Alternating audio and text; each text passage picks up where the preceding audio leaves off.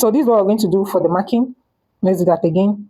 Now, for us to get a very good curve that will flow around this sleeve, upper part of this sleeve, you need to put in some points. So we're going to be using the figures as described in Helen Armstrong's book. So for B1, okay, which is the first line here, you're going to be marking 3/8 of an inch. We are marking it downward. Okay, for the B1 and F1, it goes inside the sleeve. Meanwhile, the other ones go outside. So on B1, place your tape this way.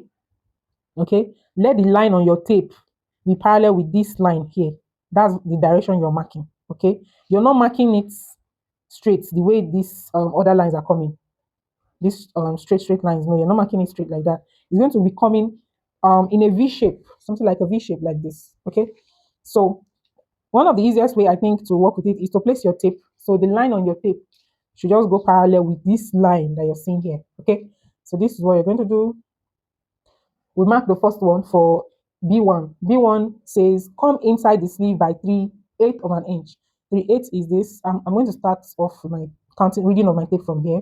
So 3/8 is 1, 2, 3, and that is it. So you can see I place the reading of my tape to be parallel with this line here, or to be equal with this line here. Okay. Then for B2, B2 and B3, they are going outside. So B2 is quarter of an inch. So I'll place it this way and I'll mark quarter of an inch there. Then B3 is 5/8. So remember I'm reading from here. 5/8 of an inch is here. This is 5/8 here. So I'll make sure my line is parallel to this line here. Then I'll use my tape to find the point. So you can see I'm using my tape as my ruler here. Okay, so we found 1, 2, 3 points. Let's do that off this other side. So for the back, the figures are not the same thing. Let's start from F1. I told you that the B1 and the F1, they go inside. So for F1, you're marking ½ inch is more than that of B1. So ½ inch, I'll place my, mark my ½ inch.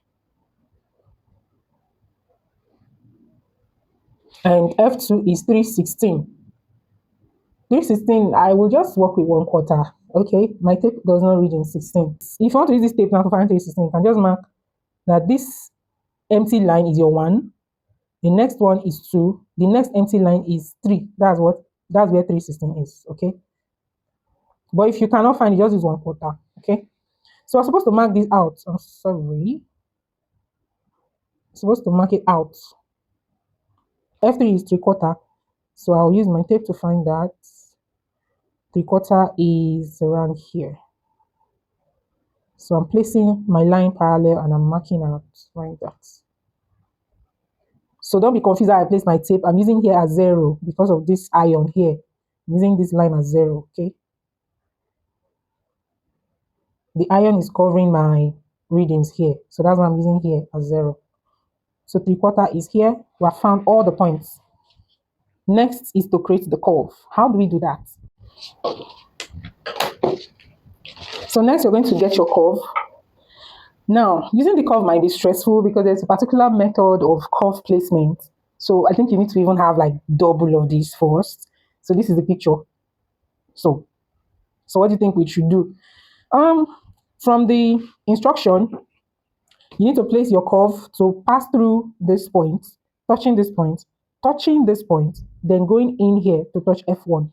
So if I place my pencil on F1 and make sure every other point connects, it's going to be like something like this. Almost there, something like this. Then you connect, then do an S out. Something out like this. Yes. So when you place this first curve, you now bring the second curve again and place. But there's a trick you can apply from my own breaking down. This, we have S. The letter S. The S, Okay. Now this shape is an S formation, but the curve on the S is not too much. There's not too much curve in the S here. Now for the front, the S goes upside down, as if you want to write 2, but it goes upside down like this. Meanwhile, for the back, it goes in normal S. So you can try connecting with the S. If you start off from here, you connect like this. Your next target is to float here and also flow here at the same time. Okay? So you can use your free hand like I'm doing, to connect these points. Okay, if you don't have a curve, then you take it out to the bicep point here. Can you see an upside down S? That's what we have, something like that. Okay, let me make that visible. So you want to make sure it is curving very well to touch this, then out. Curving out very well also to touch this and out. So the same thing applies to this other side, but this time around you're drawing the normal S. This one is an upside down S, this one is the normal S. So you flow again, making sure you touch. So your curve here needs to be full. You can say I'm not doing something like this. It needs to be full. Full it out like that. Exactly. Then you come again, touch this point. Then as it's touching here, it's going down like this, and you are going out like that. This might be looking somehow in your eyes, but with time, we'll get used to it. But if you have double curves, of course you can do that. So this is how the curve is supposed to give you the result. You draw like this, okay? Then you flow it out like that.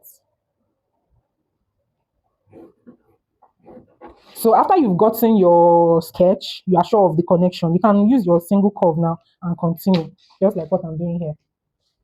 So let's connect this part. This part is a little bit shallow because it's the back. You know, the back, according to our pattern, our basic bodice pattern, the back is not, the back does not have much curve on the armhole area. So I just follow that my sketch. So I'll just continue the curve here. Okay. Okay. I think I got it now. You can see this curve is deeper than this, and anywhere that is not flowing where I can flow it out accurately. That's how to create the curve for the sleeve part. So now let's continue to the lower part. Now, according to the basic sleeve I know, at this point we should be done with this sleeve. But no, not according to Helen Armstrong. We are going to be doing some alteration at this lower part. Okay, so this is what we're doing. You know, on the elbow area, when you bend your hand, there needs to be ease there when you bend your hand on your sleeve. I think that's what this is all about. So let's apply what was said on this line. Okay, we're going to extend this point to with 1/4 of an inch. Do an extension first. 1/4 is what's needed, which is here, and I'm going to square it up to this point. Okay, so we're going to find the midpoint of this point now that we've just found. So this is like, in fact, this is a new line for us. Can decide to clean up this one. So find the midpoint of this. I'll just fold my tape as usual and find the midpoint, which is here, around here. Okay. So once you find that point, you're going to take 1 inch dart. Yes, we're doing a dart here. So 1 inch from this point down, mark 1 inch. So whatever you have here, I have 278. Make sure that's what you have here. 278 at this 1 inch mark here. And you're going to square that up. Okay. So after squaring up, we need to reconnect, right? You don't just reconnect to this point because you've already taken out something here. Okay, you've taken out something here. So this will be a dart, so it will be removed. So whatever you have from this line earlier, from here, the original line, measure it. I have 818. Okay, or 8, I think 8 on the dot. So I have 8. So I'll make sure I have that 8 measuring from here down. Okay, measuring from here down, I must have that 8. If not, so by the time we're done, it's not going to be equal. So, and I'm not going to mark this straight. I'll come inside a little. So come inside by 3/4 of an inch. Yes, that's what it says. 3/4 is here. I'm using here as my 0. 3/4 is here, which is around this point. Okay. So you're going to come in to 3/4 when you're marking. So your measurement is going to go like this to that 3/4 point, and you're finding the 8 here. So you square this up now to this point. Yeah, and you connect back to this point. But before you connect, you want to make sure that this your line is the same thing as what you want to connect back to. So what do? You measure. All of this is called truing of your pattern. So making sure it's equal. Remember we have 10 before. Now we removed 3/4. So if I continue and I stop here, I'm going to be short of my 10. So you need to have I need to have my 10 back. So measuring from here, this is a new line. I'll place my 10 there and I'll find where it should end on this line here. So that is when I now reconnect. I connect back and also reconnect back. We blend into this elbow part here. Okay, so you need to blend it in. That's it. So this is no longer our line. This is no longer our line. And this is no longer our line also. So we have a new line. And yes, we are done. This is how the sleeve for Helen Armstrong was drafted.